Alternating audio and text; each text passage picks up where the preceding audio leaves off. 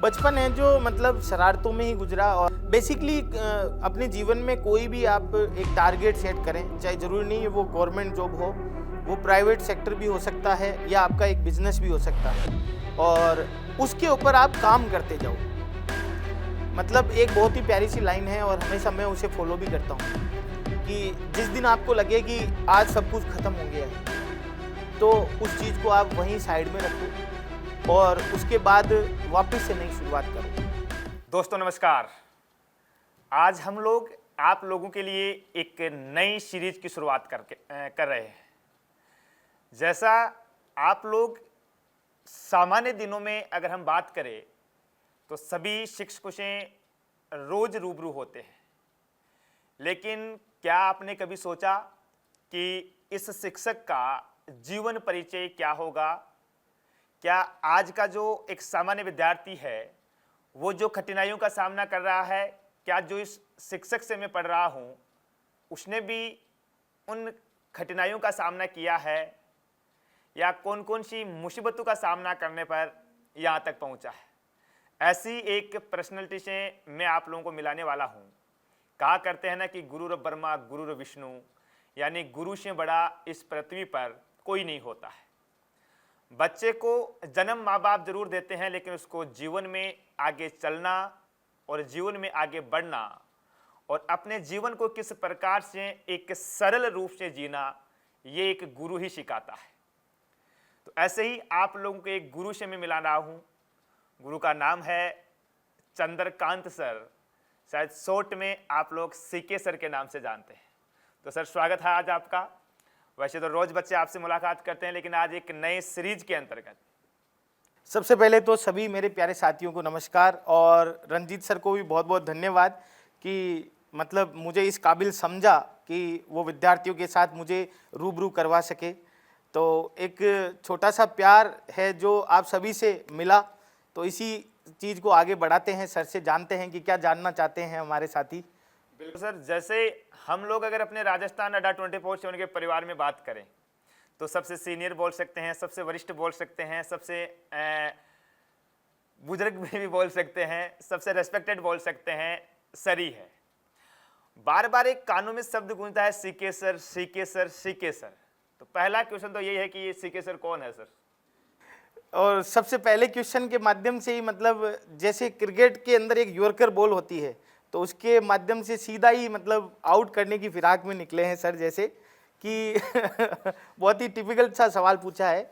C K sir एक basically एक छोटे से गांव से एक निकला हुआ साधारण सा व्यक्तित्व है जो पॉजिटिव थॉट्स के साथ में हर कार्य को करने की उम्मीद के साथ में जीवन में आगे बढ़ने की सोच रखता है, और यही सोच हमेशा मतलब प्रेरणादायी है सभी के लिए। बिल्कुल सर। अच्छा सर, आपका जन्म कहाँ हुआ राजस्थान में?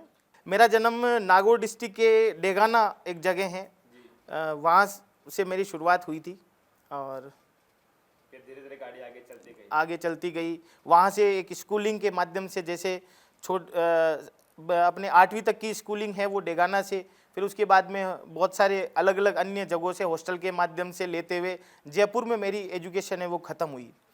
एजुकेशन में मैंने इंजीनियरिंग के साथ में मास्टर डिग्री MBA आदि है जो उपलब्धियां हासिल की अपने एजुकेशन क्षेत्र के अंदर। और एक बहुत ही मतलब मेरी एजुकेशन में सबसे बड़ा गोल्डन ईयर जो था वो था मेरी 10वीं क्लास, जिसके अंदर मतलब मेरे घर वालों को भी हमेशा प्राउड फील हुआ, क्योंकि उस टाइम मैंने काफ़ी अच्छे परसेंटेज गेन किए थे। उस टाइम में 84.17%। बहुत बढ़िया। देखो आज के ज़माने में तो 20-20 नंबर स्कूल से भेजे जाते हैं। शायद आपने कौन सी ईयर में की सर? वैसे 2006 में। उस ज़माने में तो मेरे हिसाब से मुझे नहीं लगता स्कूल से शायद 10 नंबर जाते थे। 10 भी नहीं जाते थे, 10 जाते थे। आज शायद 30 या 20 जाते हैं। तो सोच लो कि आज के 95%, उस ज़माने के 84%। एक सपना होता था सर गाँव में, मतलब फर्स्ट डिवीज़न जो आता था ना, तो गाँव में वो बैंड बाजे बजाए जाते थे। आजकल तो मतलब 80% से नीचे वाले आदमी की वैल्यू ही नहीं है। सर दूसरा क्वेश्चन मैं आपसे पूछता हूँ कि बचपन कैसा गुजरा आपका गांव में? भाई डेगाना तो नागौर जिले के मतलब बैकवर्ड तो नहीं बोल सकते हम, लेकिन ग्रामीण इलाका आता है। बचपन है जो मतलब शरारतों में ही गुजरा, और बचपन में आई थिंक कभी पढ़ाई नहीं की घर पे आके। मुझे कभी ऐसा लगा नहीं कि मैं घर पे आके कभी मैंने पढ़ाई की हो। और दिन भर स्कूल से आते ही है जो अपन जो भी बैग था वो फेंक करके निकल जाते थे, कभी खेत में खेलते, कभी कहीं जहाँ पर ही होता खेलते ही थे। और शाम को आकर के जूते जरूर खाते थे, मतलब ऐसा। मम्मी पापा से मार भी पड़ी है? नहीं, मम्मी पापा तो कम मारते थे, सबसे ज़्यादा मारने में मेरे बड़े भाई साहब है, वो भी पिताजी के समान ही है। देख रहे होंगे तो चलो फिर वो लाइन हाजिर कर देंगे आपकी कि बेटा वहाँ तो मेरी बुराई कर रहा है। बुराई नहीं कर रहा हूँ, आज कहने का मतलब ये है कि उनके मारने की जो स्टाइल थी वो भी अलग थी। वो शाम को आकर के वही कहते थे आ जाओ लाइन में। और गलती मुझे ही बतानी पड़ती थी, प्रसाद वो बराबर देते थे। अच्छा, आप खुद जाके बोलते थे भाई लो भाई मार लो, ये आज गलती करके आया हूँ। चलो ये भी ठीक है। तो आपने एजुकेशन में बताया कि भाई आप ज़्यादा समय आपने जयपुर में गुजारा है, आपने इंजीनियरिंग भी की है, आपने एमबीए भी किया है, आपने इंजीनियरिंग में एमटेक भी किया है शायद आपने। अच्छा, तो जयपुर में आपको सबसे बेस्ट चीज़ क्या लगी? जैसे मैं खाने में पूछूँ, अपना जयपुर है, राजस्थान के लोग हैं तो दाल बाटी चूरमा तो हम फेमस है ही खाने में, और खाना राजस्थान की जो मान मनवार है वो पूरे भारत में क्या दुनिया में फेमस है। अभी बड़े बड़े बॉलीवुड वाले भी अपने राजस्थान में शादी करने के लिए आते हैं। तो जयपुर की सबसे बेस्ट वो चीज़ बताओ जो आपको खाने में लगे। जयपुर में वैसे ऑलमोस्ट सारी चीज़ें खाने में बेस्ट ही है, मतलब चाहे आप चटपटा खाना चाहो तो मतलब चटपटा भी आपको खूब सारा मिलेगा।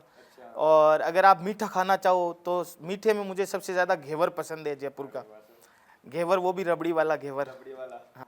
वो शायद अपने मेट्रो स्टेशन के बगल में एक वो कौन सा है, रावत वाला क्या उसके? हाँ, बहुत सारे, मतलब घेवर तो कहीं पर भी मिल जाता है रबड़ी वाला, तो उसमें दुकान नहीं देखते थे। अच्छा। फिर सीधा ही जी भी फेरते थे होठों पे। अटई कर दो। अच्छा अच्छा, ठीक है। ये जो आपने सर टीचिंग प्रोफेशन चूज किया है, ये होता है ना कि एक तो मेरा पैशन है, मेरा शौक है कि यार मैं आगे जा कर के बच्चों को गाइड करूंगा, टीचर बनूंगा। एक होता है मजबूरी भाई कि अब तो चारों रास्ते बंद हो गए हैं, अब तो ये काम करना ही पड़ेगा। तो इन दोनों में से कौन सा मानूं मैं? ये टीचिंग जो जॉब है वो मेरा मतलब शौक है एक तरीके से। मेरे पास में वैसे बहुत सारे और भी प्रोफेशनल वर्क थे करने के लिए, जैसे इंजीनियरिंग बैकग्राउंड से था तो मल्टीनेशनल कंपनी में भी मैंने वर्क किया है, इवन कॉलेज में भी मैंने है जो पढ़ाया भी है, और मतलब होटल इंडस्ट्री के अंदर एक इंजीनियर के तौर पर भी मैंने काम किया है। तो कुल मिला के मतलब जितनी भी जगह मैंने काम किया तो लास्ट में मुझे ऐसे इंटरेस्ट के बारे में पता चला कि पढ़ाना है वो मेरे लिए सबसे बेस्ट है, मतलब। अच्छा, मैंने ऐसा सुना है कि शायद आप इसरो में भी कुछ ट्रेनिंग करने के लिए कुछ समय के लिए बिताया आपने वहाँ पर? तो मतलब एक वोकेशनल ट्रेनिंग होती है। तो उनके माध्यम से मतलब ऐसे मतलब समय समय पर बहुत सारी जगह ट्रेनिंग ली है, तो उनमें वो भी एक जगह है। प्रोजेक्ट बेस्ड या कह सकते हैं एज ए ट्रेनी आप कहीं पर भी है जो ट्रेनिंग ले सकते हैं।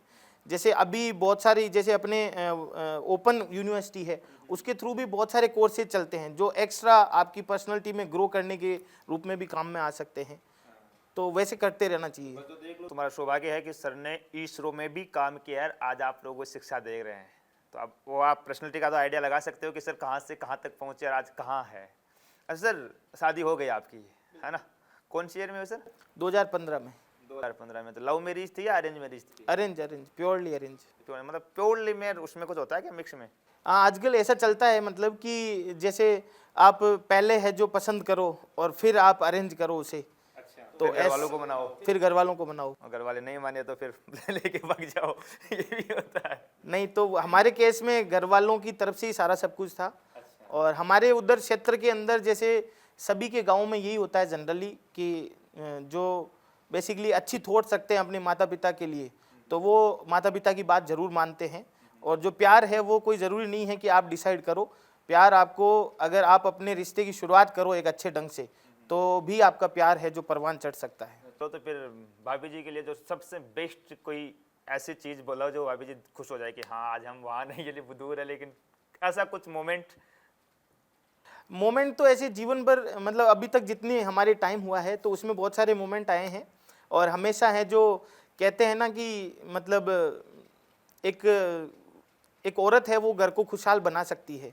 तो जैसे ही मैं घर जाता हूँ तो थोड़ा सा अच्छा फीलिंग आती है और खुश ही रहता हूँ हमेशा, मेरी वाइफ की वजह से ही, मतलब। और मैं थोड़ा सा मतलब थोड़ा शरारती टाइप से भी हूँ, तो आजकल तो बच्चों के साथ में मिलके भी परेशान करते हैं हम, तो वो चलता रहता है, मतलब। गुरु जी के 2 बेटे हैं, रिद्धि और सिद्धि, बड़े सौभाग्यशाली है। कहते हैं ना कि देखो जो भाग्यशाली होता है उसको बेटा होता है, जो सौभाग्यशाली होता है ना उसके बेटियां होती है। आपने इंजीनियरिंग की थी 2012 के अंतर्गत, शादी 2015 15 में। तो ऐसे कहा जाता है सर इंजीनियरिंग लाइफ तो थोड़ी सी एक मतलब रंगीन लाइफ होती है, हालांकि हम उस बैकग्राउंड से है नहीं, लेकिन काफ़ी सुना है। तो फिर तो माहौल ठीक रहा होगा, गर्लफ्रेंड भी खूब रही होगी आपकी?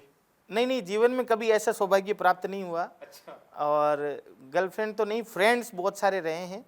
और आई थिंक फ्रेंड्स ही मतलब सबसे ज़्यादा कह सकते हैं सपोर्टिव होते हैं। इसी की वजह से मतलब मैं घर वालों की उस सोच पर खरा उतर सका। तो एक सर मैंने सुना है कि आपको कुकिंग बहुत पसंद है। बिल्कुल। तो फिर भाभी जी के तो बहुत अच्छा, आप जाते हो तो फिर भाभी जो रेस्ट देते हो कि भाई तो बैठ मैं बनाऊंगा। अपने पसंद की चीज़ें क्या क्या बना के खिलाते हो मैडम जी को?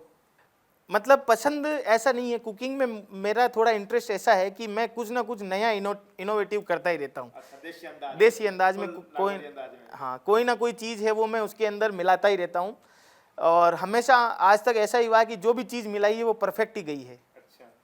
कहा करते हैं ना कि अपने राजस्थान में जो कड्डी है ना, कड़ी जिसको बोलते हैं, नागौर की सबसे ज़्यादा फेमस है। ठीक ठाक बना लेते हैं? बहुत जबरदस्त। तो खिलाओ कभी हमें भी बना करके। बच्चे बोलते कि हमारे साथ भी आओ, एक दिन भंडारा करो, हम भी सब आए जीवने के लिए। एक जो है, मैं भी आपको जैसे पर्सनली ठीक ठाक जानता हूँ, आपको हंसते बहुत, आप हमेशा मुस्कुराते रहते हो, एक एनर्जेटिक मूड में रहते हो हमेशा। इसका क्या राज है, हमें भी थोड़ा बताओ, हम भी कई बार उदास हो जाते हैं, कभी कभी वैसे होता है ना, आदमी इमोशनल हो ही जाता है। ये इसका क्या राज है हमेशा हंसते रहना? इसमें वैसे तो मेरा मानना ये है कि एक तो ये क्या है कि गॉड गिफ्टेड ही होता है वैसे जहाँ तक, लेकिन मतलब एक पॉजिटिव थॉट्स के साथ में अगर आप सबकी हेल्प करने की सोचो कि सुबह मैं जब भी निकलता हूँ तो मैं ये सोच के निकलता हूँ कि मैं सबकी हेल्प करूँगा, तो सबकी हेल्प करने से पहले सबसे पहली जो प्राइमरी की है वो मुस्कुराहट ही है। वो अगर आप आगे वाले के सामने एक मुस्कुराहट से पेश आओगे तो शायद वो आपके सारे दुख दर्द है, उसके सारे दुख दर्द है वो आपको बता पाएगा अच्छे ढंग से। तो हेल्पिंग नेचर और एनर्जेटिक और बी पॉजिटिव, मैं ऐसा मानता हूँ कि होना चाहिए, और मैं रहता भी हूँ पूरे दिन। ये भाई आप लोग भी सुनो, देखो सर ने क्या बोला है कि हमेशा हेल्पिंग नेचर होना चाहिए सबका। देखो ये बात मैं भी हमेशा मेरी क्लास में से कई बार बोलता हूँ कि आपको जब तक खुद का नुकसान नहीं होना तब तक हमेशा सामने वाले आदमी की हेल्प करो। और ये हेल्प करने वाले आदमी ऊपर वाला ही भेजता है सर, सबको ऐसा नेचर नहीं देता आदमी। भाई ये ऊपर वाला ही भेजता है कि बस तू जाना और दुनिया में लोगों की हेल्प करना और हमेशा मुस्कुराते हुए रहना। 4 दिन की जिंदगी है, कहते हैं ना कि बाकी तो बेकार दिन जीने के है 4 दिन, बाकी तो बेकार दिन। अच्छा सर, एक चीज दूसरी और बताओ, आप अपना आइडियल किसे मानते हो? देखो आइडियल तो वैसे तो अपने पूरे देश में बहुत सारे मतलब महापुरुष हुए हैं, जिनमें एपीजे अब्दुल कलाम है, लेकिन उनको उनकी वो चीज़ें हम अच्छे से भांप नहीं पाए। हाँ, उनका बिहेवियर और उनकी जो थॉट्स है उसको फॉलो कर सकते हैं, लेकिन एक कहते हैं ना कि मतलब एक ऐसा गुरु जो आपके सारे टाइम साथ में रहे, तो एक पारिवारिक भी आइडियल होना चाहिए। तो पारिवारिक क्षेत्र से अगर देखा जाए तो मेरे बड़े भाई साहब है, उन्होंने हमेशा एक मुझे पॉजिटिव थॉट्स के बारे में हमेशा प्रेरणा दी है, हमेशा एक सही रास्ते की तरफ। शायद मतलब अगर वो नहीं होते तो मैं कई सारे रास्ते भटक भी सकता था। तो अपने भाई को मान दो। अच्छा, ऐसा तो नहीं कि भाई के थोड़ी देर पहले बोला कि भाई मेरे को पिटाई करते थे, फिर भाई देख रहे? नहीं, जब हम बच्चे थे तो ऐसा लगता था कि ये मतलब गलत हो रहा है हमारे साथ में, लेकिन जब हम आज उस समझने वाली स्थिति में खड़े हो गए। वो पिटाई भी जरूरी होती है सर बच्चे की, वो पिटाई नहीं होती है, वो ज्ञान होता है। जैसे हम स्कूल में पढ़ते थे ना, तो हमारे मास्टर वो डंडा आता था ना, हम सरकारी स्कूल में पढ़े हैं सर, तो मास्टर जी ऐसा नहीं बोलते कि डंडा लेकर के आओ, बोलते कि ज्ञानदास लेकर के आओ। तो वो ज्ञानदास आता था, फिर वो सबको ज्ञान दिया जाता था। अच्छा सर, आप इस ऑनलाइन एजुकेशन में कितने समय से हो?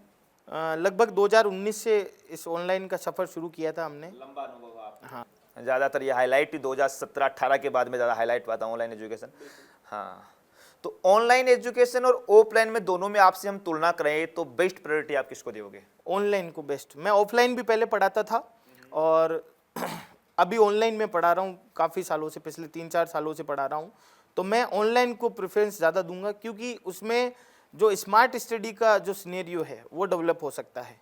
ऑफलाइन में तो क्या, एक ब्लैक बोर्ड होता है, तो उसमें पढ़ाने वाला है वो उतनी चीज़ें जो उसके उस टाइम में प्रेजेंट है दिमाग में, वो चीज़ें बता सकता है। लेकिन आप ऑनलाइन जब पढ़ा रहे हैं तो आप चीज़ों को प्रिपेयर करते हैं, आप ये भी सोचते हैं कि इन चीज़ों को मैं कैसे डिलीवर करूँगा, और इसके साथ में डायग्राम के थ्रू है, ग्राफिक्स के थ्रू है, एक आप अच्छा इफेक्ट ला सकते हैं उस चीज़ में। तो ऑनलाइन बेटर है ऑफलाइन से। ऑनलाइन बेटर है, और मेरे हिसाब से आने वाला समय भी ऑनलाइन का ही हो जाएगा। अभी भी देखो ऑनलाइन डिजिटल, जब से ये कोरोना काल के बाद के समय की हम बात करें तो पूरा डिजिटल ही काम हो रहा है। सर ऑनलाइन में आप 3-4 साल से पढ़ा रहे हो, मेरे हिसाब से भाई 3-4 साल से पढ़ा रहे हो तो लाखों स्टूडेंट्स को पढ़ाया आपने भाई, बात करें हम तो कभी ऐसा हुआ है कि आप जयपुर मेट्रो में जा रहे हो या कहीं समोसे खा रहे हो या कहीं पताशे खाने वाले हो, कोई बच्चा के बोला अरे शिके सर कैसे हुआ, मैं जरा पताशे खिला दो? ऐसा जनरली होता ही रहता है। मतलब जब जयपुर जाता हूँ मैं, तो जैसे बेसिकली मैं जयपुर जाता हूँ तो अपने जितने भी टीचर साथी हैं उनके साथ में चाय पीने भी जाते हैं। तो कहीं किसी जगह चाय पीने वाली जगह भी बहुत सारे स्टूडेंट मिलते हैं। इवन जब घर भी जाते हैं तो ट्रेन में भी बहुत सारे साथी मिलते हैं, जो मतलब थोड़ी देर तो देखते हैं, फिर आकर के बोलते हैं कि मैं जानता हूँ आपको, आप सीके सर, और जो भी मतलब अपनी जो चीज़ें हैं वो जनरली शेयर करते ही रहते हैं। कैसे फीलिंग होती है कि जब यार कहते हैं ना कि चलो एक दूसरे से जानते हैं, 2 साल 3 साल बाद में मिले तो अच्छा लगता है, गले मिलते हैं कि यार बहुत दिनों बाद में दोस्त से मिले। एक स्टूडेंट जो अनजान है, वो एक मूवी है ना, मुझे नाम तो याद नहीं, जिसमें कहता ना कि हमारा प्यार दिल से शुरू हुआ आंखों तक पहुंचा है। तो उस समय आप जब बच्चे से मिलते हो तो कैसा फीलिंग करते हो कि यार देखो कितना रेस्पेक्ट मिल जाए, कितना प्यार करा है, जिस बच्चे को हम कभी मिले ही नहीं, एक ऑनलाइन के माध्यम से उसको हम सब कुछ पढ़ा रहे हैं। फीलिंग तो बहुत ही अच्छी आती है और अच्छा भी लगता है, और एक तरीके से ये भी लगता है कि हम बिल्कुल सही रास्ते पर हैं। राजस्थान के मतलब सभी साथी है जो सबसे प्यार मिले, मतलब ऐसी एक भूख है जो हम काम कर रहे हैं उस काम के आधार पर। अच्छा, तो आप ऑफलाइन और ऑनलाइन दोनों में पढ़ाते हुए कितना साल टाइम हो गया सर आपको? लगभग शादी के बाद मैं पढ़ाने का ही काम किया। 2012 से 2015 तक तो मैंने काम किया, जॉब किया। 2015 से पढ़ाने का काम किया। से पढ़ा रहे हो तो ऑलमोस्ट आपको लगभग 8 साल हो गए। इन 8 साल के अनुभव के आधार पर विद्यार्थियों को कुछ ऐसी बात बताओ जो कोई विद्यार्थी कभी डिमोटिवेट हो जाए।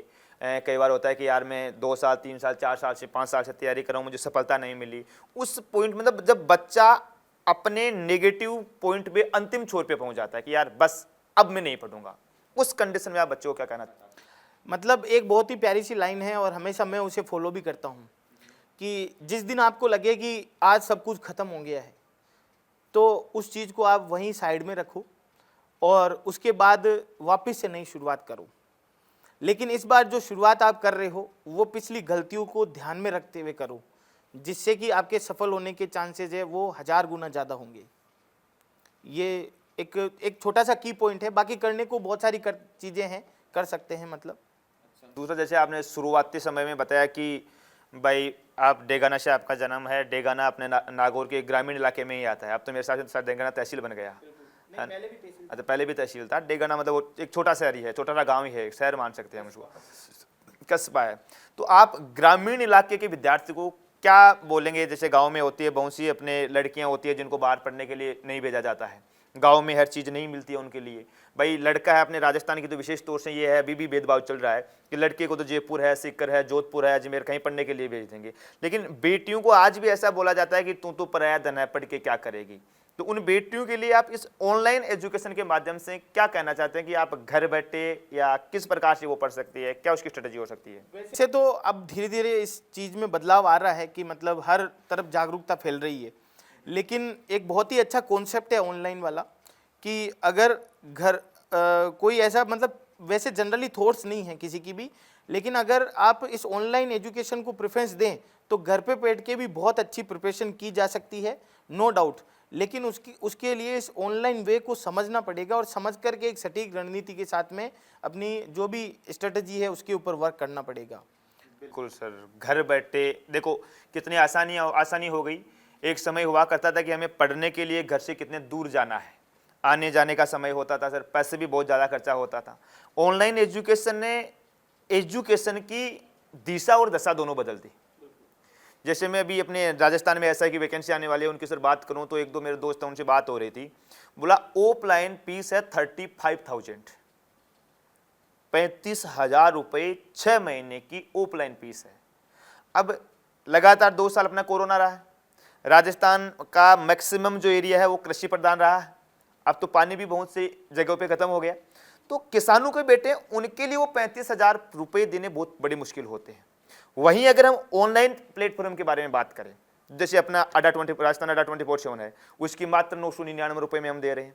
और भी कई इंस्टीट्यूट है जो बहुत कम प्राइस के अंतर्गत दे रहे हैं, कई 1000, 2000, 3000 के अंतर्गत दे रहे हैं। तो ये भी एक ऑनलाइन सर बहुत अच्छा कर दिया। अब कुछ क्वेश्चन सर मैं आपको ऐसे पूछूं कि आप अड्डा 24/7 परिवार में अपना जो राजस्थान अड्डा 24/7 इसका तो चाहिए, चलो बीज ही आपने लगाया था, जब से बीज लगाया था तब से सर सींच रहे हैं। आज देखो ये एक वट वृक्ष के रूप में काफ़ी बड़ा बन रहा है, और आज जिस प्रकार से आप लोगों का प्यार मिल रहा है, हमेशा कहते हैं ना कि वो बढ़ ही रहा है ये। तो इसके बारे में आप क्या बोलोगे कि अड्डा 24/7 के बारे में आपकी क्या सोच है? अड्डा 24/7 का एक विजन और मिशन है, वो क्लियर कट है। राजस्थान ही नहीं, बेसिकली राजस्थान की बात करते हैं। अगर राजस्थान की बात करें तो राजस्थान की गांव-गांव, ढाणी-ढाणी का जो कह सकते हैं विद्यार्थी, जिसको प्रॉपर रूप से एजुकेशन नहीं मिल पा रही है एक नियमितता के आधार पर। बेसिकली मैं वैसे बुराई तो नहीं करना चाहता इंस्टीट्यूट की, लेकिन हमारी जो अड्डा 24/7 का बेसिक क्राइटेरिया यही है कि जो शुरू किया उसे ख़त्म करें हम। जब भी हमने कोई भी बैच शुरू किया तो उसको डेफिनेटली हमने कंप्लीट किया है सही नियत तय समय पर, और साथ ही विद्यार्थियों की जो डिमांड थी, उनकी जो हमारे से इच्छाएं थी, उन इच्छाओं के ऊपर हमेशा खरे उतरने की सोची है। और जो राजस्थान का महापेक है, वो एक ऐसा सब्सक्रिप्शन कह सकते हैं डिज़ाइन किया गया है जिसमें युवा को जिस चीज़ की आवश्यकता हो, चाहे लाइव क्लासेस की आवश्यकता हो तो लाइव क्लासेस मिल रही है, टेस्ट सीरीज़ की आवश्यकता हो तो टेस्ट सीरीज़ मिल रही है, नोट्स चाहिए तो नोट्स मिल रहे हैं, पीडीएफ चाहिए तो पीडीएफ मिल रहा है, और मेंटरशिप चाहिए तो मेंटरशिप मिल रही है, गाइडेंस और विभिन्न प्रकार के quizzes, power capsules, subject wise quizzes. I think यही चाहिए, और जो सब कुछ है जो राजस्थान के महापेक में मिल रहा है। अब बात आती है लाइव क्लासेस की। आपने देखा होगा कि जनरली आपके डिजिटल एजुकेशन में कई बार ऐसा होता है कि चीज़ें शुरू हो जाती है लेकिन अंतिम मुकाम पर नहीं पहुंचती। लेकिन मैं पिछले 15 महीनों से राजस्थान अड्डा 24/7 के साथ में ये चीज़ देख रहा हूं कि जो शुरू किया वो डेफिनेटली अपने असली मुकाम पर ले जा करके विद्यार्थियों को छोड़ा, और जिसके माध्यम से यहाँ की बात करें तो लगभग 250 से 300 विद्यार्थी है जिन्होंने वेरियस जो आपके गवर्नमेंट जॉब है उसमें सफलता पाई है, फाइनल सिलेक्शन। मतलब अगर प्री की बात करें तो ये लिस्ट बड़ी लंबी होगी। बिल्कुल सर, मतलब एक छोटे से समय में अभी अपना जो राजस्थान अड्डा 24/7 का जो बीज है, मेरे हिसाब से इसका जन्म 15-16 महीने पहले ही हुआ है। तो 15-16 महीने में बहुत ज़्यादा प्यार मिला है, राजस्थान के विद्यार्थियों का भी बहुत मिला है, और यहाँ की जो पूरी शिक्षक टीम है उन्होंने भी देखो आप लोगों के लिए रात दिन मेहनत की है।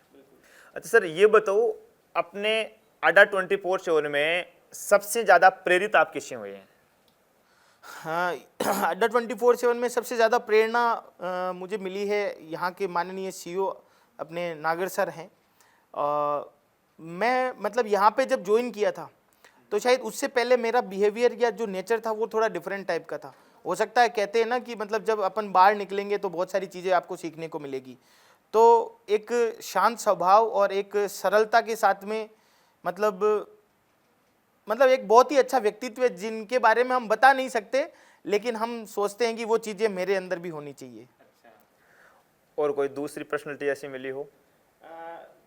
और हमारे राजस्थान के मैनेजर सर अपने मिश्रा जी थे जिन्होंने बहुत ही अच्छा गाइडेंस दिया। मतलब जो कहते हैं ना कि जो विजन और मिशन था जिसके अंदर राजस्थान के युवा तक हम पहुँचे, तो उसमें उनका काफ़ी योगदान था। और हमारे विकास सर हैं जिन्होंने मतलब जब भी परेशानी आई तो यहाँ की परेशानियाँ, मतलब जैसे कि हम कहीं सिटी में जाते हैं, हमारे लिए कई बार ऐसा होता है कि हम चीज़ें जानते नहीं हैं, तो उन सब चीज़ों के अंदर कहते हैं ना कि मतलब जो विजन और मिशन को कंप्लीट करने में हमारी उंगली पकड़ करके हमें चलना सिखाया। मतलब हमारे विकास सर है, मिश्रा जी है और राहुल सर है, और भी मतलब पूरी टीम ही है, अड्डा की एंटायर टीम, जो हमें कहीं ना कहीं मतलब उनसे सीखने को मिलता ही रहता है। चलो सर, बहुत बढ़िया। अब देखो सर से कुछ रैपिड फायर क्वेश्चन पूछते हैं कि सर को पसंद क्या क्या है। भाई जो चीज़ें आपको पसंद लगती है ना, जैसे हम गांव में जाते हैं तो बाजार में जाते हैं, तो मैं छोटा था, मुझे कुल्फी बहुत पसंद होती थी। इतने मम्मी रुपए देती उस समय, 1 रुपये में सर वो ऑरेंज वाली कुल्फी आती थी, तो मैं ऑरेंज वाली कुल्फी खा के आता था हमेशा, हमारे आसपास के गाँव में जाता जहीं पे। तो मैं आपको पूछूँ कि आपका पहला क्वेश्चन आपको है कि आपके सपनों का शहर कौन सा है? सपनों का शहर जयपुर। जयपुर। अच्छा, मैं इंटरनेशनल की बात करूं लेवल की, तो आपको कहीं जाने का मौका मिले, आप विदेश में जाओ, तो कौन सी जगह जाओगे? तो फिर पेरिस। पेरिस जाओगे? हाँ, पेरिस का कुछ तो खास है, सबको पता है, मैं बहुत कुछ बताता हूँ आप लोगों को मेरी क्लासों में। अच्छा, आपको बेस्ट एक्टर कौन सा लगता है? बेस्ट एक्टर है अमिताभ बच्चन। अमिताभ बच्चन, बहुत बढ़िया से। बेस्ट एक्ट्रेस किसको मानते हैं आप? एक्ट्रेस तो कभी मतलब ऐसा कभी बेस्ट वाली चीज़ कभी एक्ट्रेस में नहीं देखी, लेकिन फिर भी मतलब ऐसा लगा ना कि यार उस हीरोइन की तो मैं मूवी देख के आऊँ अगर वो है तो। अब ऐसे तो सभी एक्ट्रेस अच्छी लगती है वैसे, मतलब माधुरी दीक्षित है, वो दिलवाले दुल्हनिया ले जाएंगे और की जो एक्ट्रेस है। रोल। अच्छा सर, बेस्ट फ्रूट कौन सा आपका अगर खाना चाहो तो? बेस्ट फ्रूट है हमारा देसी, जो जिसको हम मतीरा बोलते हैं, तरबूज। हाँ, नागौर वालों का मदिरा से थोड़ा इतिहास भी पुराना रहा है। स्वाभिमान के लिए नागौर वाले मदिरा के लिए लड़ाई कर ली थी, हालांकि हार गए वो अलग बात है। लेकिन मदिरे की लड़ाई पता होगा आप सब लोगों को, 1644 की बात है, मुझे एग्जैक्ट याद हो तो। अच्छा सर, बेस्ट फूड कौन सा आप खाना सबसे अच्छा क्या लगता है आपको? मिर्ची की चटनी, जो लहसुन की चटनी जो सिल पट्टे पर बांटी हुई होती है। बट्टे, हाँ देख लो भाई, तुम लोग भी कभी गुरुजी से मिलने के लिए आओ ना, तो एक तो मदिरा ले आना और एक वो सिल बट्टे वाली मिर्ची जरूर ले आना गुरुजी के लिए। अच्छा एक क्वेश्चन हो रहा है, बेस्ट मूवी कौन सी है सर आपकी? Best movie 3 idiot. बहुत बढ़िया। 3 इडियट में आपको क्या पसंद लगता है सर? ऐसा क्या 3 जो विद्यार्थियों को बोलो कि यार शायद आपको भी देखना चाहिए, ऐसा कुछ है उसमें? 3 इडियट में मतलब जो एक कह सकते हैं ना, लर्निंग जो इमेजेस थी वो बहुत ज़्यादा क्लियर थी। मतलब आप किसी भी चीज़ से सीख सकते हो हर फेज में। वहाँ पर बहुत ही, जैसे सबसे बड़ी चीज़ लगी ऑल इज़ वेल। नहीं, मुझे उसमें है ना एक चीज़ बहुत अच्छी लगी, विशेष तौर से स्टूडेंट्स के लिए भी, कि कभी भी रटो मत। रट विद्या केवल बेड तक जाएगी, क्लासरूम तक नहीं जाएगी। क्लासरूम में जो प्रैक्टिकल किया आपने, जो कॉन्सेप्ट क्लियर किया है, उसी के तहत जाएगी। अच्छा सर को एक क्वेश्चन तो हमने पूछा ही नहीं कि आप इंजीनियर रहे हैं, MBA किया है आपने, फिर दिमाग में ये रीजनिंग पढ़ाने वाला आइडिया कहाँ से आया कि यार रीजनिंग पढ़ाते हैं? तो रीजनिंग इजी नहीं होता भाई, रीजनिंग मतलब सबसे टफेस्ट सब्जेक्ट में माना जाता है कि कोई भी किसी को फंसा सकते हैं आप रीजनिंग में, और रीजनिंग के मास्टर में दिमाग भी बहुत होता है सर, कभी पजल में फंसा सकता है वो। तो ये आइडिया कहाँ से लिया आपने? मतलब एप्टीट्यूड वाले सब्जेक्ट सारे अच्छे लगते हैं। इवन मैं रीजनिंग भी नहीं, और भी सब्जेक्ट पढ़ाता हूँ, जैसे मैंने मैथ्स भी पढ़ाया था और कंप्यूटर भी पढ़ाता हूँ। और रीजनिंग मुझे इसलिए अच्छा लगता है कि मतलब एक तरीके से बाबा रामदेव जी जैसे बताते हैं, शारीरिक कसरत, शारीरिक योग करो, तो रीजनिंग से आपके दिमाग की है जो योग ऑटोमेटिकली होते रहते हैं। दिमाग का योग होता है। सोच लो भाई, अपने राजस्थान वाले रीजनिंग को हल्के में लेते हैं। शरीर का योग करना है तो बाबा रामदेव से सीखो, दिमाग का योग करना है तो सीके सर से सीखो, है ना। रोज सीके सर आपसे मुलाकात करते ही हैं। तो सर बहुत अच्छा लगा आज, और विद्यार्थियों को शायद कहते हैं ना कि सीके सर का क्लासरूम में तो आप रोज बातें करते हैं, हम रोज मिलते हैं, दिन में 5 बार 7 बार 10 बार मिलते हैं, लेकिन एक वो अपनत्व का भाव आता है ना कि यार ये आदमी मेरा फेवरेट है, लेकिन इसकी लाइफ स्टाइल कैसे रही होगी। तो आपने आज सर के साथ बेसिक से जान ली। सर भी एक सामान्य से आदमी है भाई मिर्चा पर बाठा पर बाटे रोटी का बड़ा है, वही मतिरो का बड़ा है। अपन थान जाना गाँव का देसी आदमी है, मतिरो ही खावा बाजरा की रोटी खवाला आदमी है गुरुजी। और सामान्य जीवन ही रहा है सर का भी, खूब स्ट्रगल किया है सर ने। अब आप देख सकते हो बीटेक करना, एमटेक करना, MBA करना, इसरो तक पहुंचना, और आज आप लोगों के लिए राजस्थान के लाखों विद्यार्थियों तक एजुकेशन प्रोवाइड किया है सर ने। और सर अब तक जैसे एक लास्ट क्वेश्चन है मेरा, कितने विद्यार्थियों को आपने गवर्नमेंट जॉब लगाया होगा? अब तक काफ़ी सारे, मतलब एक बहुत बड़ी लिस्ट है, गवर्नमेंट जॉब की भी है और एक असली मुकाम तक पहुंचाने की भी लिस्ट है। मतलब मेरा मानना ये है कि गवर्नमेंट जॉब नहीं, मैं ऐसे सोचता हूँ कि मतलब उनको उनके जो ड्रीम है वो कंप्लीशन की जगह तक काफ़ी सारे स्टूडेंट हो, हज़ारों की संख्या में है। इवन कॉलेज लाइफ में जब हम थे तो एक अच्छे प्लेसमेंट की राय है, या मतलब कह सकते हैं कि एक गोल्डन टाइम है मेरा, वो मैं बताना चाहूँगा कि एक मेरा बेस था रेलवे के लिए, जिसमें साइकोलॉजी टेस्ट होता है। उसके अंदर मेरे पास में 72 स्टूडेंट थे, और उसमें से 70 स्टूडेंट है वो सेलेक्ट हुए। उसमें है जो फर्स्ट और सेकंड एग्ज़ाम तो उन्होंने पास किया, लेकिन तीसरा एग्ज़ाम भी बड़ा इम्पोर्टेंट था, जो बेसिकली रीजनिंग से ही रिलेटेड था, और 72 में से 70 स्टूडेंट्स ने। बहुत बड़ी बात होती है, मतलब मेरे हिसाब से परसेंटेज में 99.99 ही हो गए होंगे मेरे साथ। ज़्यादा गणित तो नहीं आती, लेकिन लगभग हो गए होंगे। बिल्कुल, और वो भी 15 दिन का ही, एक 15 दिन की छोटी कोचिंग होती है। तो वहाँ से मुझे लगा कि उस बैच को मैंने एक स्मार्ट तरीके से पढ़ाया था थ्रू द प्रोजेक्टर, और ऑनलाइन के आने से पहले। तो मुझे लगा कि ये अगर काम हम इससे कर सकते हैं तो बाकी की सारी एजुकेशन भी हम इसके थ्रू करवा सकते हैं। मतलब और चल रही थी उस टाइम तो, लेकिन मेरा जो रुझान था वो ऑनलाइन से बेसिकली उसी टाइम से आया। बहुत बढ़िया, बहुत अच्छा लगा आपसे मिल करके। अब एक आखिरी मैसेज आप अपने राजस्थान के विद्यार्थी को, अपने जीवन से आपने जो बहुत अच्छा सीखा, और आपने अपने एजुकेशन से रिलेटेड या अपना कोई भी अनुभव ऐसा शेयर करो जो विद्यार्थियों के लिए उनके निजी जीवन में काफ़ी इंपॉर्टेंट साबित हो, उनके कैरियर के लिए अच्छा हो, या उनको ऐसा क्या यूनिक करना चाहिए जो शिक्षक सर बोलते हैं उनको उनकी मंजिल तक पहुंचा सकते हैं। कहा करते हैं ना दोस्तों कि शिक्षक और सड़क स्थिर रहते हैं, लेकिन उनकी राह पर चलने वाले व्यक्ति को उसकी मंजिल तक पहुंचा देते हैं। तो वो आप क्या बात बोलना चाहते हो?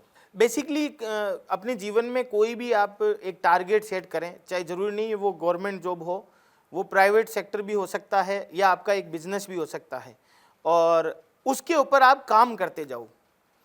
मैंने कई बार ऐसे बिजनेसमैन को भी देखा है जिन्होंने एक छोटे थैले से शुरुआत करके और एक बहुत ही बड़ी कंपनी बिल्डअप कर ली। तो बेसिकली जो गवर्नमेंट जॉब में स्टूडेंट है वो लैग कर जाते हैं, उसकी वजह ये रहती है कि वो उसको कंटिन्यूसली है जो टाइम नहीं दे पाते हैं। तो अपने जीवन में आप कोई भी काम करो उसको प्रॉपर टाइम दो, क्योंकि टाइम ही है वही मनी है, और टाइम ही है वही खुशी है, और टाइम ही एक ऐसी चीज़ है जो आपको एनर्जी से भरपूर रख सकती है। तो इस टाइम की वैल्यू को समझते हुए, और जो कहते हैं ना कि समय के अनुसार चीज़ों को भांप ले और समय के साथ में चीज़ों को अपने अनुरूप बदल ले, तो वो है अपने आप को अपडेट कर ले, वही इस दुनिया के अंदर किसी भी काम में विजय प्राप्त कर सकता है। अपडेट नहीं करोगे तो वायरस घुस जाएंगे। देखो ये चीज़ तो हर जगह लागू होती है ना, डिजिटल में देख लो, अगर आप किसी कंप्यूटर है, आपका मोबाइल है, उसको अपडेट नहीं करो तो वायरस घुस जाएंगे, उसकी प्रोसेसिंग चलने की धीरे हो जाएगी। वही रूल अपनी ज़िंदगी में लागू होता है। सर ने बिल्कुल सही बोला कि अपने जीवन में एक लक्ष्य भी होना चाहिए आप लोगों का। उस लक्ष्य के प्रति आपका जो दृढ़ निश्चय है, आपका जो डेडिकेशन है, वो जरूरी है। चाहे वो सरकार का हो, चाहे वो प्राइवेट का हो, कोई सा ही हो, दोनों में से आपने जो एक बार सोच ली वो एक है सर, मान ली तो हार है, ठान ली तो जीत है। तो बहुत बहुत धन्यवाद सर आज मिलकर के। और राजस्थान के विद्यार्थियों के लिए मैं बता दूं कि जो ये परिचय की श्रृंखला हमने शुरू की है, वह ये श्रृंखला कंटिन्यू चलती रहेगी दोस्तों। और आने वाले समय में आप लोगों के लिए अच्छे अच्छे सेमिनार भी आयोजित किए जाएंगे, वेबिनार भी आयोजित किया जाएगा कि एक राजस्थान का युवा अपने आप को पूरे भारत में कैसे प्रदर्शित करे, या अपने आप को कैसे अग्रणी स्थापित करे कि हाँ मैं इस दुनिया में कुछ भी कर सकता हूँ। ऐसे ही खबरों के लिए जुड़े रहेगा राजस्थान अड्डा 24/7 के साथ। जय हिंद, जय भारत।